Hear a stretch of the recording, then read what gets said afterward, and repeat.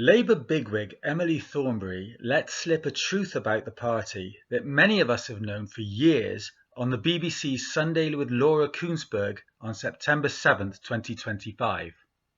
I'm Mike Sivyer of Vox Political on a wild and wet September day. We've had one power cut already, but let's see if we can get through this. Hopefully, the next thing you see will be a clip of Dame Emily from the show. Domestically, things just don't seem to be working. I mean, there are things that we're doing which are fantastic, but nobody seems to know about it. You know, the highest wage growth, you know, building some homes, you know, actually investing in green energy. All of these sorts of things are brilliant achievements, but nobody seems to be hearing about that. They hear about the mistakes. And the question is, why are we making these mistakes? We can't afford to keep doing this because we've gone from having the fantastic gift from the British public of a huge majority to now being at 20% in the polls. And we will have, in the next election, I think, the biggest fight of our lives coming, you know, which is against Farage. And the last thing we want is to go from a position where it was thought we would be in for 2 terms to hand our country over to Farage. And we'll have more time to get into this later on, but if you could sum up in a sentence what you think the mistakes represent, what is it? I think it's not listening. I think it's not listening to people of goodwill who want the party to succeed. I think we need to do more of that because I think that the answers are out there, but I think that we need to continue to listen and learn from the public. Before we go any further, I need to tell you that Vox Political memberships are now live.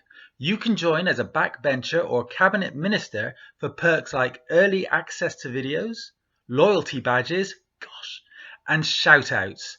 Hit the join button if you'd like to support independent journalism. Back to the plot. I would certainly agree with Dame Emily's sentiment. I have tried on multiple occasions to get Labour to do the right thing, only to be ignored. Take social media.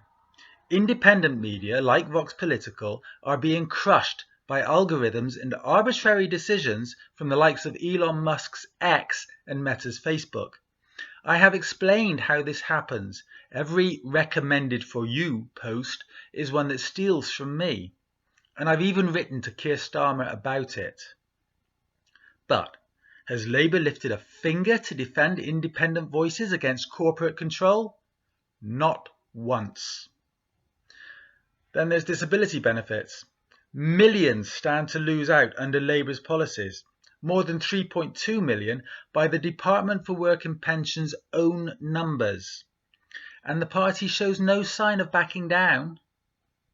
In April, I set out the facts, telling Labour to stop its attack on disabled people. But after more than a year in government, it has carried on pandering to the worst narratives instead of standing up for justice. On channel migration, the same problem appears. Instead of challenging the cruelty and falsehoods behind the so-called small boats crisis, Labour has too often adopted the framing of the former Tory government and Reform UK in a desperate bid to stop the jackbooted march of Nigel Farage and his supporters. I and others have pointed out how political decisions, not desperate refugees, are to blame for rising numbers, but Labour seems more interested in looking tough than in telling the truth. And then there's taxing the economy.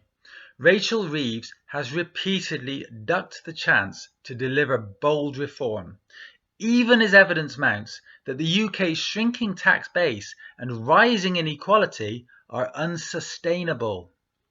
I've shown how the current system is rigged and how Labour must change it if it really wants to govern for the many.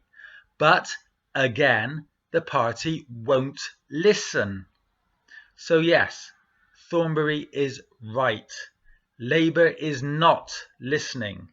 It is not listening to the people who care enough to point out its mistakes, who want it to succeed, and who would gladly support a party that showed some courage. Instead, it turns a deaf ear and risks losing the very people it needs most. Emily Thornberry has given us the diagnosis. The question now is whether Labour will take the medicine or carry on making itself sick. I've been Mike Sivyer, and it's time to buy me a coffee. That means donating cash to help keep Vox Political alive. Donate more than £15 and I'll give you a free digital copy of my new pamphlet, The Whip Line, for July 2025, which is available at long last. Donate £20 or more and I'll give you a choice between a free digital copy and a free paperback book. Subscribe to the video mailing list, like and comment on this video clip, and subscribe to the channel if you haven't already. And don't forget to become a member if you want access to clips before anybody else.